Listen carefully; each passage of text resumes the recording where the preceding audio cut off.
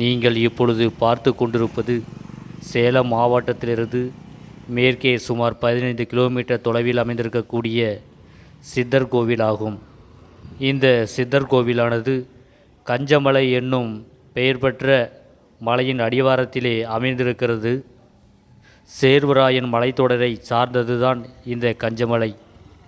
இந்த கஞ்சமலையில் இரும்புத்தாது அதிகமாக காணப்படுகிறது. இந்த கஞ்சமலையில் சித்தர்களான திருமூலர், காலாங்கிநாதர், அகத்தியர், கோரக்கர் ஆகியோர் வாழ்ந்த அற்புதம் நிறைந்த இந்த புண்ணிய பூமி இந்த கஞ்சமலையாகும்.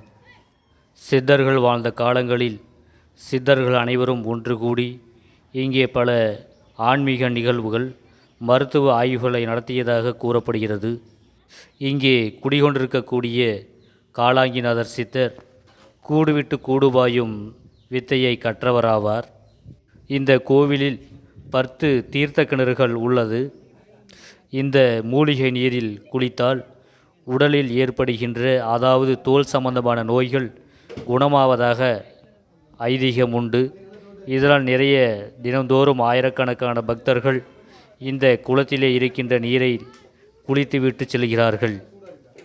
இந்த 10 தீர்த்த கிணறுகளும் கஞ்சமலையின் அடிவாரத்திலே அமைந்திருக்கிறது. மேலே இருக்கின்ற மூலிகை செடிகளிலிருந்து வருகின்ற நீர் கீழே ஊற்றாக பெருக்கெடுத்து இந்த கிணறுகளில் வந்து விழுகிறது.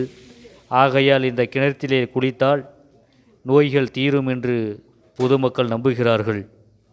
திருமூலரின் அருளாசிப்படி காலாங்கிநாதர் சித்தர் இந்த பகுதியிலே வாழ்ந்து இங்கேயே இருந்து இங்கே இருக்கக்கூடிய மக்களுக்கெல்லாம் இருக்கின்ற நோய்களை மூலிகைகள் மூலம் தீர்த்து வைத்திருக்கிறார்.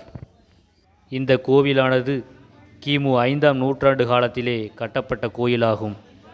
இந்த கோவிலுக்கு ஆடி அமாவாசை நாட்கள் மற்றும் வெள்ளிக்கிழமை நாட்களில் பக்தர்கள் அதிகமாக வந்து இந்த கோவிலிலே சாமி தரிசனம் செய்துவிட்டு செல்வது வழக்கமாகும். இந்த கோவிலில் ஆயிரக்கணக்கான குரங்குகள் வாழ்ந்து வருகிறது. கோயிலுக்கு வரும் பக்தர்கள் கடலை பொறி போன்ற உணவு வகைகளை இந்த குரங்குகளுக்கு வழங்கிவிட்டு செல்வது வழக்கம். இந்து சமய அறநிலையத்துறையின் கட்டுப்பாட்டில் இருக்கக்கூடிய இந்த கோவிலானது சுமார் 2 ஆண்டுகளுக்கு முன்புதான் புனரமைக்கப்பட்டு கும்பாபிஷேகம் நடத்தப்பட்டது. இந்த காணொளியை பார்த்து கொண்டிருக்கக்கூடிய மக்கள் இந்த கோயிலுக்கு வந்து இங்கே இருக்கக்கூடிய தீர்த்த கிணறுகளில் குளித்துவிட்டு சுவாமி தரிசனம் செய்யுமாறு அன்போடு அழைக்கின்றோம்.